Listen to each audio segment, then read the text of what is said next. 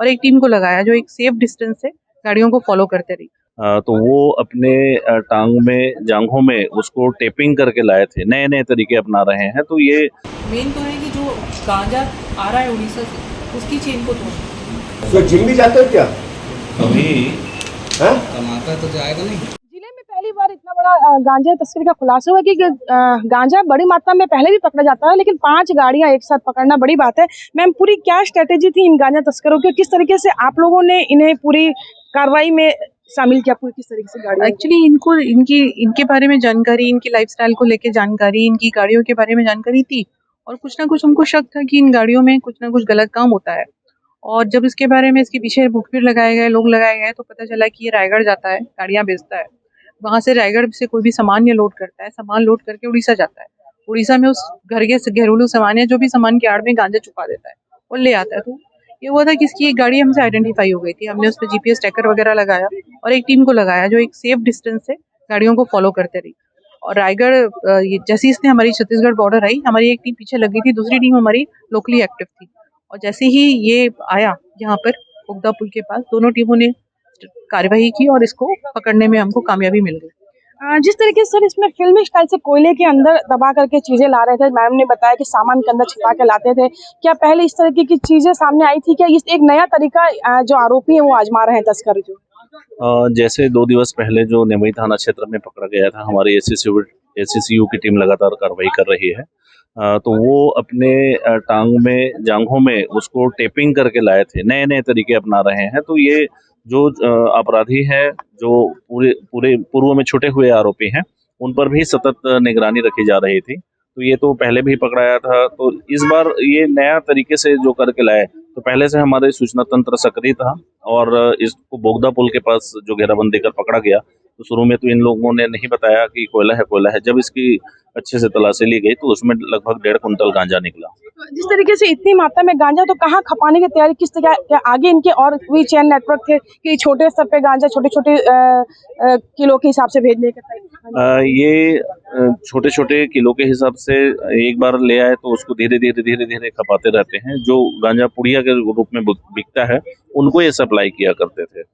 ये जो आप महंगी महंगी गाड़ियां खड़ी देख रहे हैं, ये जो गाड़ियां हैं वो गांजा तस्करी करके खरीदी गई है। जी हाँ, आज दुर्ग पुलिस की क्राइम ब्रांच टीम, जामुल थाना टीम ने एक बड़े मामले का खुलासा किया, गांजा तस्करों को पकड़ा। और ऐसे गांजा तस्कर जो साल भर से गांजा तस्करी कर रहे थे, वो भी बड़े पैमाने में, बिल्कुल फिल्मी स्टाइल में।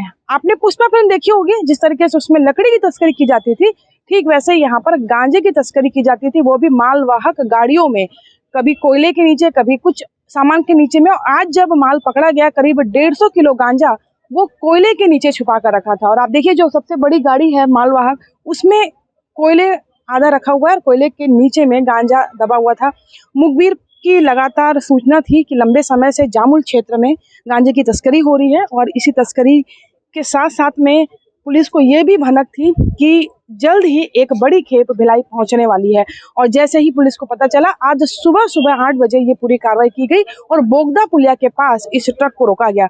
लेकिन देखिए, फिल्मी स्टाइल वाली बात जब होती है तो बिल्कुल फिल्मी स्टाइल में आरोपी भी पुलिस को देख स्पीड बढ़ा ली गाड़ी की और चकमा देकर वहां से भाग निकले। लेकिन पुलिस से कब तक बच पाते, और पुलिस ने उनको पकड़ लिया। पकड़ने के बाद जब सख्ती बरती, तब आरोपियों ने सारी पोल खोल दी कि किस तरीके से वो गांजा की तस्करी उड़ीसा से किया करते थे और कितने समय से कर रहे थे। और आज दुर्ग पुलिस ने इस पूरे मामले का खुलासा किया है। और आपको बता दूं कि जो गांजा पकड़ा गया, उसकी कीमत 30 लाख मार्केट वैल्यू है और इन गाड़ियों की कीमत भी अगर जोड़ी जाए तो करीब 30 लाख के करीब आती है। तो कुल 60 लाख का मशरूका जब्त हुआ है।